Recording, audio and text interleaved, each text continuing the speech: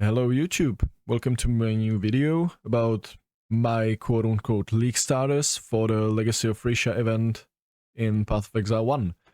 And I'm saying quote-unquote because first thing I want to say, I don't think I'm good at league status. I basically play whatever I want, whatever I feel like to play, and figure out a way how can I make it work even if it's expensive. But with that said, some of the builds I'm gonna show you that I theory crafted just in my head, not even in POB. I'm gonna do all the POBs right now after the video. Some of these builds I believe are going to be viable at league start, so don't despair instantly, right? So let's get into it. First one for me is Behemoth. And it's a Marauder Ascendancy, so you're gonna be located at the left side of the tree. And this one I'm choosing because I always like to play melee in Path of Exile, my favorite character archetype by far. And I played only once unarmed attack-based melee, and it was Cyclone, and I used it only for bosses. And I told myself, if I'm gonna play melee, it's gonna be something different than I do normally.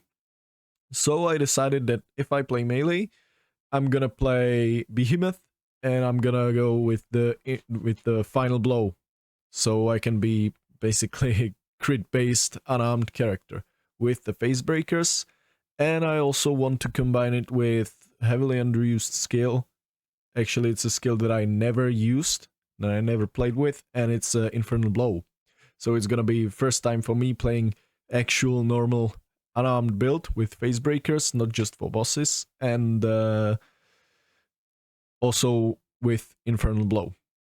And I will be doing the final blow thing, Dire Rampart, for the melee hits fortify and regenerate life per fortification, and at least from what I remember, you can quite easily, at least with this maximum fortification node, you can quite easily get to like 45, maybe 50 fortification. That would mean with 50 it's 10% life regen percentage, and with also this node it's gonna be not just 10% life regen baseline, and it's gonna be also 50% or 45% increased attack speed. And as far as I know, it's kind of hard to get good attack speed with unarmed build, because the base attack speed for unarmed attacks is 1.2 seconds, and that's not a lot, right? So this is probably gonna fix a lot of my attack speed, and at the same time it's gonna fix a lot of my defense, because if I'm going face breakers, there's no way around, I'm gonna be doing abysses, so I need to mitigate some, or not just some, a lot of damage, so the fortify is gonna help.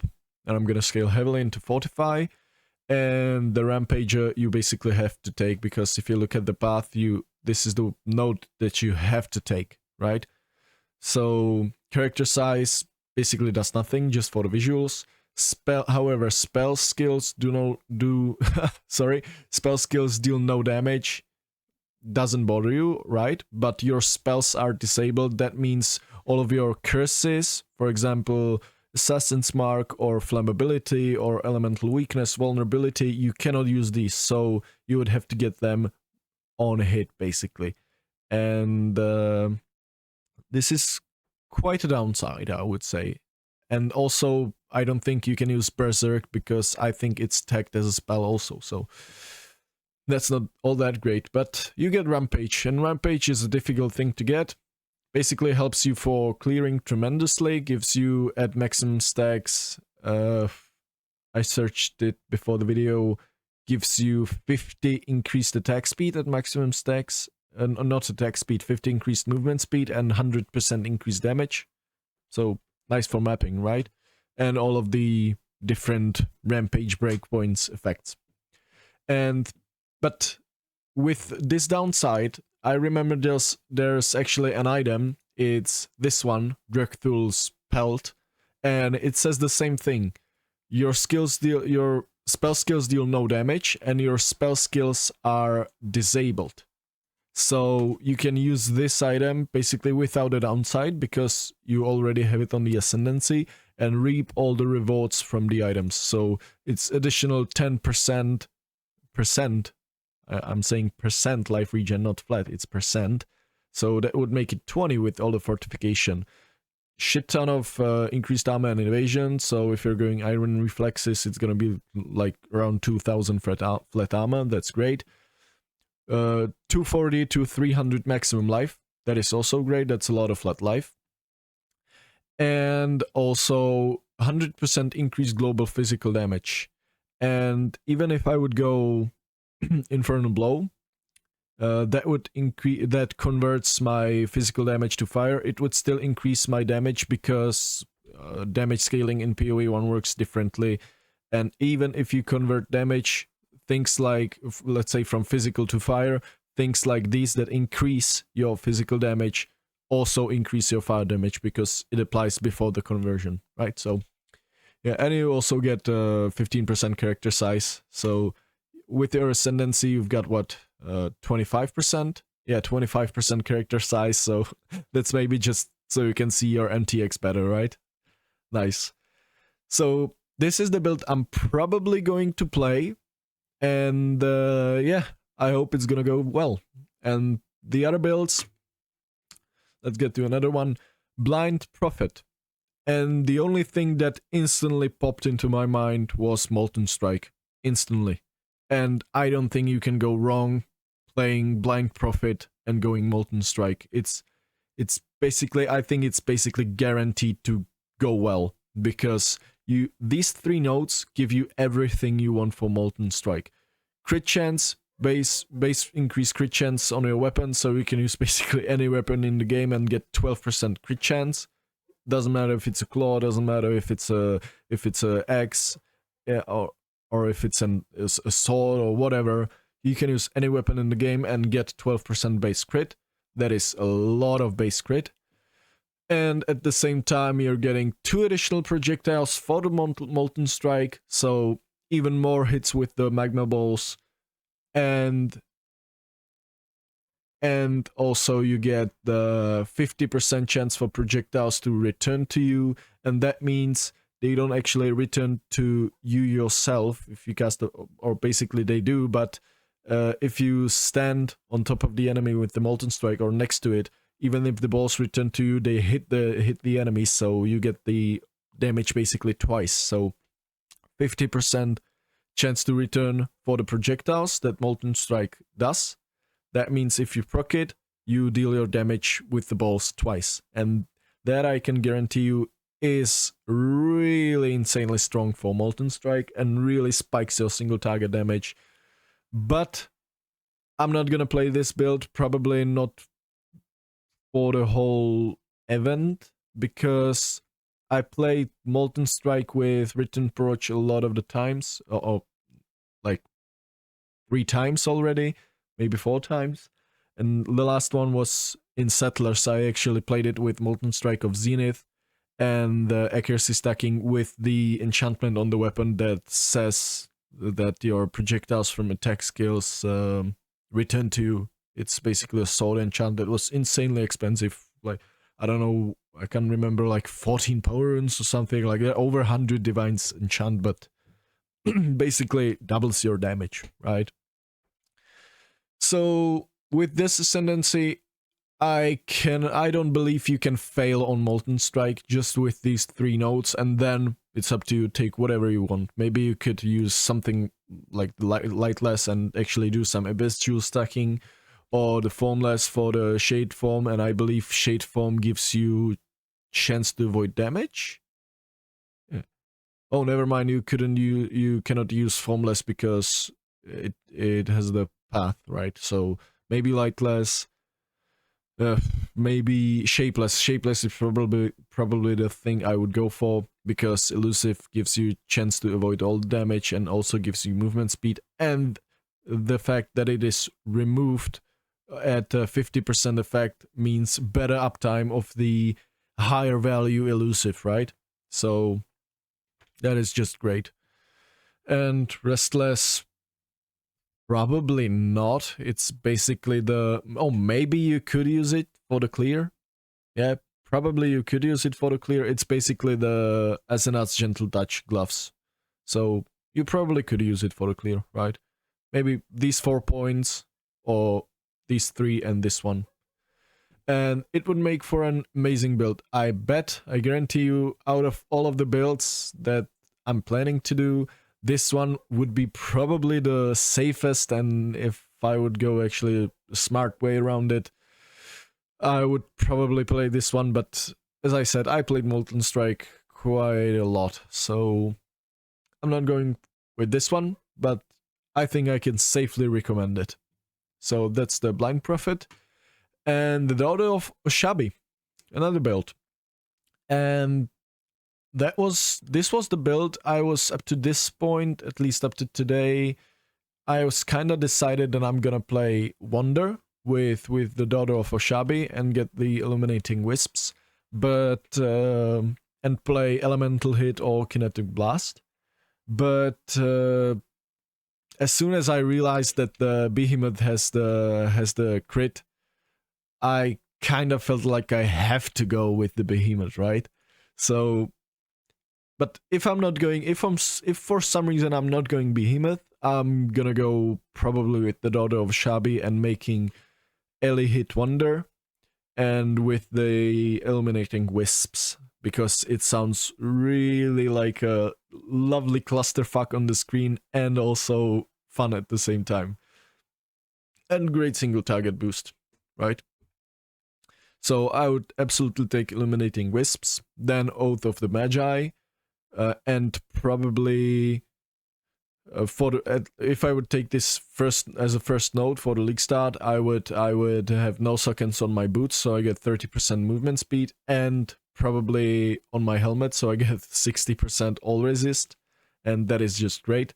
And I would probably stick with these two up until the end game.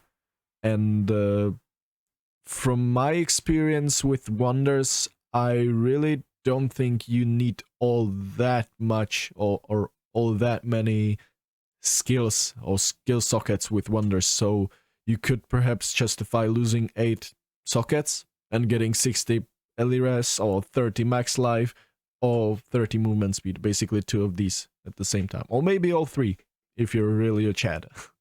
But yeah, these 2. And then I was kind of lost when I was theory crafting this build, but for me, the go-to thing is Woodland Shrines. Trigger level 20, create Lesser Shrine when you kill an enemy. This has a cooldown, I believe, around 10 seconds or something like that, but the shrine actually lasts like 20 seconds and can spawn all the different shrines, and basically is a great buff for your map clearing, right? And then as last thing, I would take either the Innate Blessing or the Forest Tracking. The Innate Blessing, or let's say the Forest Tracking. If I would go for basically min-maxing Grace and getting a lot of evasion, Forest Tracking can be great because you can easily get to numbers like 50,000 evasion, and with the 50 or let's say 4,500 evasion rating, it's gonna be 200% increased attack damage, right? And you also get the wall hack or the Diablo 2 minimap monster icons, right? And yeah, this would just be great for increasing your damage. But the thing that really sounds like fun is Innate Blessing, because you gain random shrine buff every 10 seconds. And that shouldn't be the lesser shrine buff. It should be as a normal shrine buff. And combining it with the Goal helmet that increases the duration of shrine buffs on you and the effect. And also getting the body armor that does the same thing, increases the duration and the effect. So with these 2 items and this, you would get every 10 seconds this massive shrine, and for wonder builds, all of the shrines are great, even if it would just be the defensive shrine that would increase your evasion or whatever. Even the life increase maximum life and AoE shrine would be great for this build because it would increase the AoE of the elemental hit, so increases your clear potential and also gives you defense, right? But the thing where this really, I think, will kick off is on bosses, because if this works on bosses, that is just busted. Because if you've played Path of Exile 1, you must know that a lot of the bosses actually have some kind of arena where you have to go up to the boss into a melee range to activate the boss fight. So if this works the way I think it will, you can just go into the map or go into the boss arena, stand before him but not in the range where you activate the boss fight, and wait till the innate blessings gives you shrines like the acceleration shrine or the echoing shrine. These are the craziest ones, right? Because the accelerating gives you a lot of movement speed and action, or a lot of action speed. That means attack speed, cast speed also. And the echoing shrine gives you those repeats, almost like having a multi-strike, or basically like having a multi-strike on a ranged character, right? So these are the most damage increasing shrines you can get. And if this works on bosses, you can just wait till you get the good shrine and then activate the boss fight and just obliterate it. And that sounds like a lot of fun. And probably this, combined with the Illuminating Wisps, was the reason why I kinda wanted to go and play a Wonder Elihit. And also I wanted to play specifically Elihit because I played Elihit 2 or 3 times, or 1 or 2 times. 2 times, I think. One time it was a melee and the other time was a Wonder. No, never mind. It was on a bow build first time, and the other time it was a Wonder. And I loved it on the Wonder, but it was before the alternative quality version was released, the elemental hit of the Spectrum. And the elemental hit of the Spectrum has one great upside, and the upside is that you hit with all 3 elements at the same time. So you can basically proc all 3 elements at the same time, right? So you get the more damage built into the elemental hit. And also you can apply, if you apply those alternative elements like Brittle, Scorch, and Sap, you can apply them at the same time every time, right? So the problem I had with the original elemental hit, only the cold damage would apply Brittle, and Brittle would increase my crit damage or flat crit damage by a lot, up to 5%. But it wouldn't work on clear every time because I wouldn't apply Brittle with fire hit, right? So if I was unlucky and rolled 5 times, basically fire, lightning, I wouldn't apply the Brittle to the enemies, so I wouldn't have my, for example, my crit chance maxed, and I wouldn't one-shot the enemies. So elemental hit of the Spectrum would fix that, because you hit with all of the 3 at the same time, right? And with Innate Blessing, it really sounds like a lot of fun, just blasting through maps. And actually, thanks to Innate Blessing, maybe even on bosses it would be great. But yeah, that's something I need to find out when I actually play the build. So that's my basically Behemoth and Daughter of Oshabi. Behemoth, Infernal Blow, Facebreaker, Unarmed build, and Daughter of Oshabi, Wonder, Elemental Hit of the Spectrum are my 2 most premier builds that I'm gonna play. Probably gonna go with the Behemoth, but I'm not 100% sure yet. Maybe gonna go with the Daughter of Oshabi Elemental Hit. And for the last 2 builds, these 3 builds that I've talked about were kinda, I would say, league start material. I think you can absolutely league start all of these 3. Some are gonna be worse, some are gonna be better. Probably the safest is the Blind Prophet. That's my opinion. But these 2 I'm gonna talk about now, the Wildspeaker and the Surfcaster, are something else, and probably a material for a second character. And the Wildspeaker, just because I wanted to try out some deck stacking. I've played deck stacking like once in my life, and it was on a pretty bad gear, and also it was like 5 or 4 years back, so I wasn't really good at the game, didn't know what I was doing, so it wasn't really a good build. And now I feel like I'm ready for something else, and with the Scourge of the Wilds, or with the Scourge of the Wilds, you get increased minion damage per 5 dexterity, and the line increases and reductions to minion damage also affect you at 150% of their value. That, just scaling dexterity with this node, it's gonna be just insane, because it's gonna fix all of your problems, basically. All of your damage scaling, because you're gonna scale a lot of increased damage per dexterity, and on a pretty bad gear, like we're talking about what, like 1000 dexterity. That's really not a lot. You can get it quite easily. 1000 dexterity. You get what? 200, 300 increased damage on 1000 dexterity.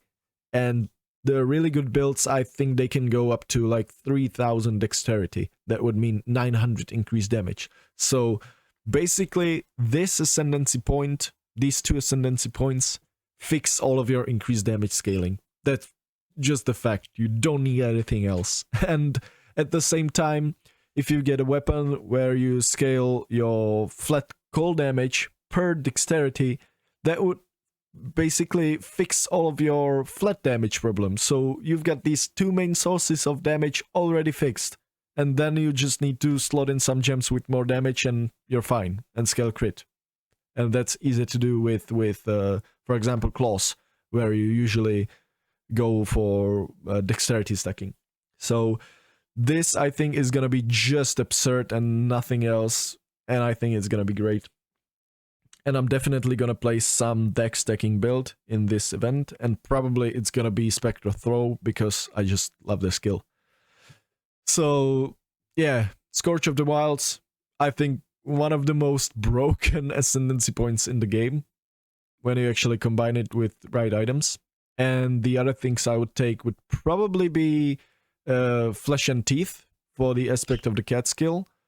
And it's also level 30. I don't know how much actually crit and attack speed the aspect of the cat skill gives you, but yeah, whatever. And also it has no reservation. Then I would probably take Primal Instinct, just to keep myself on spell suppress. Even with the downside, I think it's worth it. It's gonna be probably more of a glass cannon build, but whatever, right? And then maybe Fearful Symmetry for the frenzy and power charges to get some attack speed and crit, and also more damage from frenzy charges. Or if I wouldn't take for example, Primal Instinct, I would maybe take Great Wolf's Call for the Tailwind, and that's, as it says here, 8% increased action speed. But yeah, I don't think this one is really all that worth it. But maybe it is for someone just to increase like clear speed and action speed, right? But this skill maybe gonna be my second build, maybe not, maybe third. I don't know. I'm not sure yet. Because the last build I want to talk about, the Surfcaster. And the Surfcaster is probably my favorite ascendancy of all of those new ones. And it's because of the fishing rod memes. Nothing else. Just the fishing rod memes makes me want to play the build. And the fishing rod is also a reason why I would consider it as a second or third build, because I've checked on the trade on the Settlers League, and there was not even 900 fishing rods on the trade online and offline. So it's probably gonna be hard to get a fishing rod, and especially on League Start. Maybe not, maybe I'm mistaken, but I bet that if someone gets a fishing rod on day 1, they're gonna try to sell it for like 100 divines or some crazy amount like that, just because this ascendancy exists. And some months maybe even actually gonna buy it just because for the memes. But when I get my hands on a fishing rod, then I'm gonna start playing Surfcaster and gonna go with the Ghost of the Deep for the increased damage, increased cast speed and movement speed, just great. And mainly for the more cast speed while holding a fishing rod, and all hits are critical strikes while holding a fishing rod. Fixing all of your crit problems just because of having fishing rod sounds great to me. And I would combine it with some skill that is meme, something like Divine Ire, because I would consider it a meme skill because nearly no one uses Divine Ire, right? So I would consider it a meme skill, and I would probably combine it with Divine Ire. And for the last 2 points, I would definitely be taking Stormy Seas. For the lightning damage converted to cold, and your cold damage can shock. And I would increase the Divine Ire. If I would play Divine Ire converts 50% of physical damage to lightning and has a base physical damage. I would convert the rest of the physical damage probably to lightning. So find some way to convert the rest 50% physical to lightning. And then this node would convert it, the lightning damage, the 100% of the lightning damage would convert to cold. But you could also at the same time shock, just because it says it right here, your cold damage can shock. So you would get the benefits of shock, but at the same time you would get all the benefits of freezing and chilling the enemies, and all of the benefits of, I don't know, like increased damage to chilled enemies, right? And at the same time, I would maybe go one step ahead and combine it with another really underused item, and that is Eternity Shroud. And Eternity Shroud basically gives you elemental damage as extra